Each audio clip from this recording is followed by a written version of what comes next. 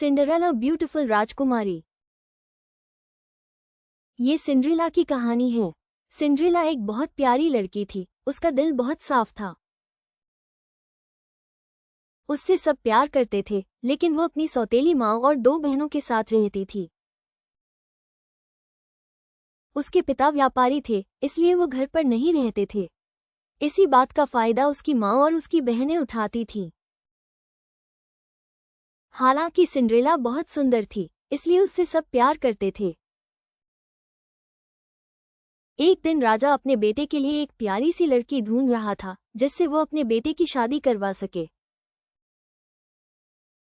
राजा ने पूरे नगर में अनाउंसमेंट करवा दिया कि जो भी लड़की उसके बेटे को पसंद आएगी, वो अपने बेटे की शादी उस लड़की से करवा देगा।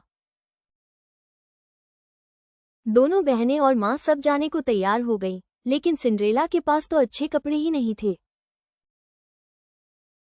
यही सब सोच रही थी, तभी एक चमत्कार हुआ। वहां एक परी प्रकट हुई और वो बोली, तुम क्यों रो रही हो बेटी? मैं तुम्हें शक्ति दूंगी। तुम 12 बजे से पहले आ जाना, नहीं तो मेरी शक्तियां खत्म हो जाएंगी। परी ने उसे प्यारी सी ड्रेस बना दी और उसे बग्घी पर जाने के लिए रख दिया।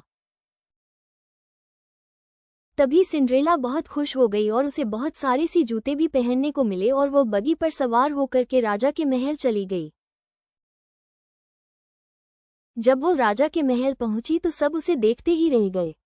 वो बहुत ही सुंदर लग रही थी और राजा का बेटा भी उस पर मोहित हो गया और उसे डांस करने के लिए पूछा। सिंड्रेला ने हाँ कर दिया। वो राजकुमार के साथ इतना बिजी हो गई कि उसे टाइम का ध्यान ही नहीं रहा। तभी अचानक 12 बजे बजने वाले थे। तभी वो भागी और उसका एक जूती सीढ़ी पर रह गया। वो जूती राजकुमार ने उठा ली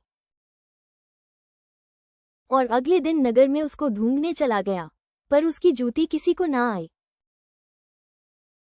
फिर आखिर में सिंड्रेला का घर मिला और उसकी छोटी दोनों बहनों ने सोचा मैं पहनूंगी जूती, और लेकिन उसको आया ही नहीं।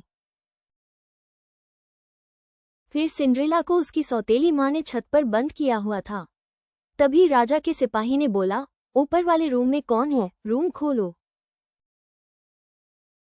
तो उसकी माँ ने झूठ बोला कि रूम में कोई नहीं है। फिर भी जबरदस्ती सिपाही ने गेट खुलवाया और उसे सिंड्रेला को जूती पहनाई।